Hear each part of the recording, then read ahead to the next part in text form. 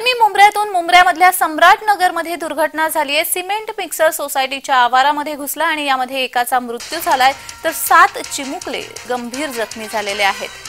मुंब्र्यामधल्या सम्राट नगरमध्ये ही घटना घडली आहे। एक सिमेंट मिक्सर सोसायटीच्या आवारात घुसला आणि यामध्ये एकाचा मृत्यू झालाय तर 7 चिमुकले गंभीर जखमी झालेले आहेत।